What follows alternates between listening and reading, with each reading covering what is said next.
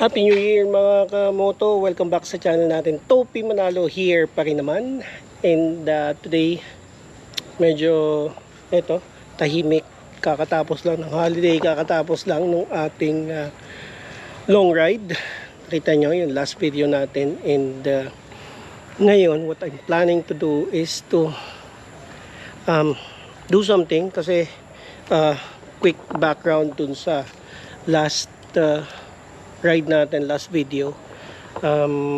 Yung pauwi ko from Bicol, I had a lot of things na nangyari. Medyo umuulan pa rin nung pauwi na ako, and madami tayong baha na nadaanan, madami tayong lubak na nadaanan from paglabas ng Bicol sa may Tagkawayan, and then dito sa may parts ng Quezon, ng Gumaka, ng Lopez. Sobrang daming lubak, guys. So lubak, puddle, everything, kalug-utak. Pag uwi ko dito sa bahay, tsaka ko na lang na check and na-realize na yung busina pala natin, pinasok na ng tubig. Kaya eto, pakinggan yung mabuti yung busina natin. Ang tunog niya ngayon ay ganito. Medyo pipit. So pakita ko sa inyo, ha. Dito sa part na to, okay naman, malakas. Pero ito, yan yung side na mahina, yung huling yun. So, ulitin ko, tatanggalin ko lang yung contact ng isang horn natin.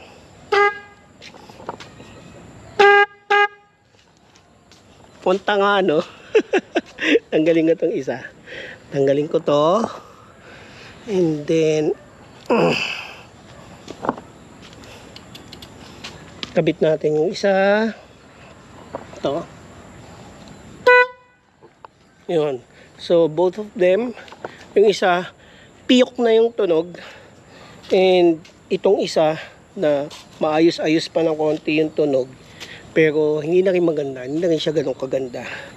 Kaya what I did was I immediately ordered this replacement ng busina para dito sa CLC natin. This is the Hella T12 trumpet horn, waterproof daw. So waterproof daw to. I'm not sure on the authenticity nitong product na to. Di ko alam kung legit ba to or another one of those cheap ass fake horns, but this is it. So yeah, so this is the horn. Yan, pero medyo maganda naman kita yung tsura ng horn. This is the design of the horn. Dalawa yan, isang low. This is the low one. This is a 410 megahertz, and this is the high note, which is a 490. Hindi pala megahertz, sorry. 490 hertz. 410 hertz. And yung design niya, kung mapapansin niyo, may mga grills dito sa part na to. Tapos may parang, kita niyo yan, may parang tube siya, labasan daw ng tubig yan, and ito is a way of deflecting the water. So hindi ko alam kung legit, pero matitesting natin. Ikakabit ko to in replacement of the PIAA na nabili natin noon pa. Ay, di ko alam, parang siguro ano rin yan knock off PIAA din yan This comes with a bracket, pero hindi ko naman na ikakabit to kasi yung bracket na nandun na. So I'll try and remove them and replace it with this one, and we'll see how the sound will go. So ayan guys, yung side by side comparison. Ito yung luma natin, the PIAA auto whatever, hindi ko matandaan yung model niyan. And this is your Hella TE12 trumpet horn. slight difference on the size. Mas malaki masyado to ng, hindi naman masyado, mas malaki tong Hella compared to sa PIAA. And of course the design na ano ng waterproof. And ito pala guys, itong parang muffled na horn, nung tinanggal ko, I was surprised, may tumulong tubig. So obvious nga na nabasa yung loob niya. I don't know if it will sound back to normal ngayong natanggal yung tubig niya, but hindi ko na isusugal dahil isa sa mga importante ang busina sa atin. Kaya i-install ko na tong bago, and syempre nabili ko na yan, so kakabit na natin yan. Ngayon itong PIAA natin, itatago ko yan just in case na masira ito, meron pa tayong pangpalit. But slight changes on the frequency. Yung kanyang low is 410 Hz. This one is a 400 Hz. And yung kanyang high is 500 Hz. And this one is a 490 Hz based on my very little knowledge when it comes to frequency. Mas bassy ang magiging tunog nitong Hella compared to sa PIAA natin. So we'll see. Tignan natin, kakabit na natin para makita nyo.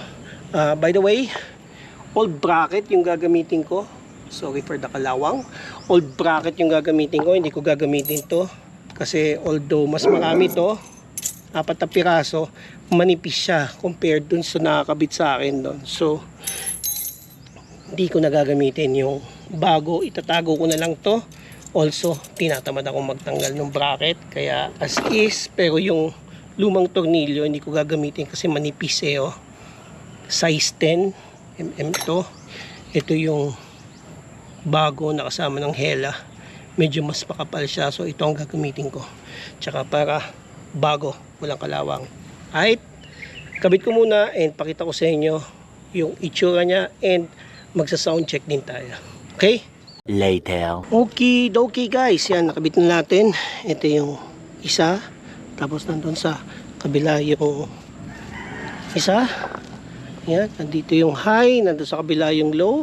I changed my mind sa pagkakabit. Sabi ko kanina, I will not use the new bracket. Instead, I'll be using the old one.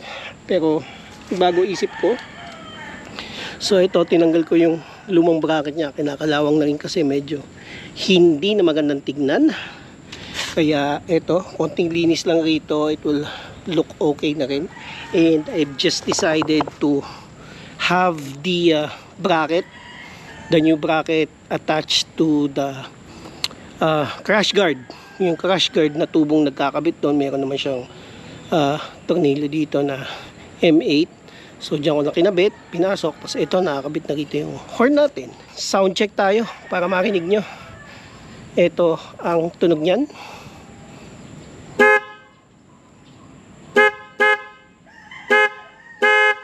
Yun, malakas ang tunog niya guys. Malayong malayo doon sa dati, medyo bassy to. Parang mas gusto ko yung tunog nito compared doon sa PIAA. Ito yung PIAA natin. Hindi ko pala ng testing kung gumagana to. Teka, subukan natin kung gagana. Wait. Ayun guys, so tinesting ko tong PIAA na basa yung luma, and it's not working. Muffled pa rin yung tunog niya. So probably na-damage na sa loob. I don't know. Hindi ko alam kung in due time baka gumaling siya or maayos siya. We'll see. We'll just keep it for now as a backup reserve just in case masira ito. Pero overall, I love the sound of the Hella waterproof. I love the design as well. Kung totoong waterproof to at hindi siya basta-basta papasukin ng tubig, hindi siya basta-basta mababasa, then this is very good for our motorcycles, especially kapag nag-rides tayo na inabot tayo ng ulan, talsik ng baha, upward movement ng tubig. It's gonna be good for us. So If you are planning to change your horn, I think this one is really good. I got this for, I can't remember, 400, 500 pesos sa Shopee. I'll just post the link sa comment section. Check it out if you plan to buy one for yourself. Before we end the video, bibigyan ko pala kayo ng konting, again, another background on what happened dun sa ride natin pauwi. Ako galing from Bicol, dito sa may banda ng Marilake. Malapit na, it's like 1 hour na lang dito sa bahay namin. I was caught up in an accident. The driver that was driving was drunk, pero knowing how the system goes, wala rin namang mangyayari, so I just let him go. I let the tricycle driver go, and umuwi ako na. Yun, sira yung side box ko. Kaya dali-dali, pinatira ko doon sa repairman ko dito, malapit dito sa bahay, si Kabayan. Maraming salamat at naayos ka agad yung side box natin. So ito yung itsura na niya ngayon.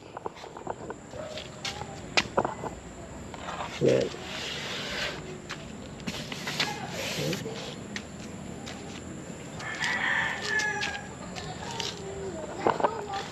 So kung mapapansin nyo, pinapinturahan ko siya ng flat black, tapos pinapatungan ko ng glossy.